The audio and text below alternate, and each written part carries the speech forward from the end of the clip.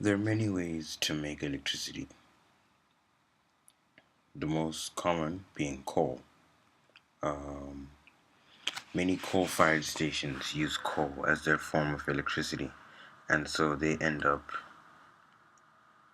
exploiting the fossilized fuel of coal to make their electricity. Coal is a fuel that's underground and we mine it, and it's a fossil, which means it's buildup of many dead plants and animals from a long time ago that has now become a fuel. We get coal from under the ground where there's certain coal mines there's certain mines just designed to mine coal, and we use coal for mainly making electricity because of its burning power. So we can use it as a fuel to combust coal, and then we put it in the coal-fired station, and it makes electricity. How that happens is they put coal in a room where it's gonna get powdered.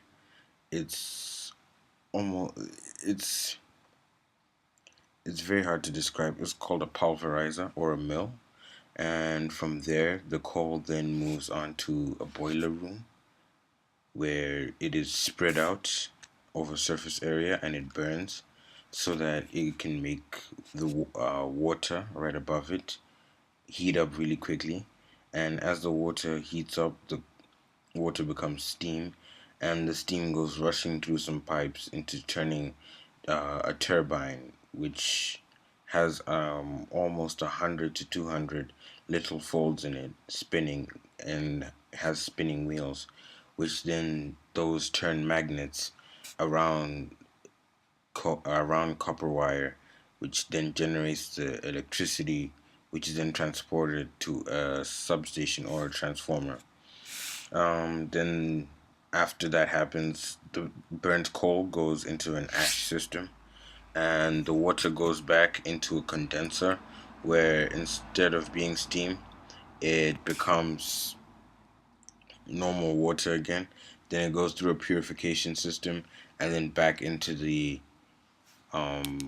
boiler room, or right above the boiler room where the coal is burning.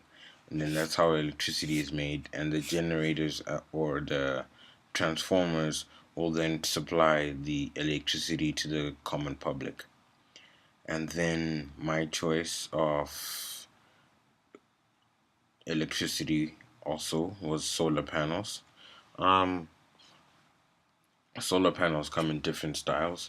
I chose to take the solar cell panel, which turns sunlight into electricity directly. It's because these solar panels are made of silicon, and so they are made with other. They're combined with other elements as well. So that there's extra electrons in one half of the cell, and there's missing electrons in the other. So then, when sunlight strikes the cell, then the photons knock some electrons loose from the silicon, and they go into the other part that's missing electrons, and then this actually makes a current, which then gets transformed by an inverter into usable and safe electricity. Um, Most of these solar cells convert about 15% of the sunlight that hits them. So 15% of the sunlight that goes into the solar cells is converted into electricity. And these were invented in 1954, but the limitation is still 15, although the theoretical limitation is 30%. And then also how the cell is angled to the sun is definitely a factor in how the sun sun rays are made into electricity. because generally, if you're in the northern hemisphere, your solar cells need to face basically south so that you can catch most of the sunlight. Um, Although even if they're facing east or west, they can still have power, but that's only for a short period of time. And if you're in the southern hemisphere, then you're gonna want to point it north. Some systems of solar cells have trackers that turn the cells like to face the sun as the sun goes through the sky in the time of day, and that helps them for optimum generation of electricity.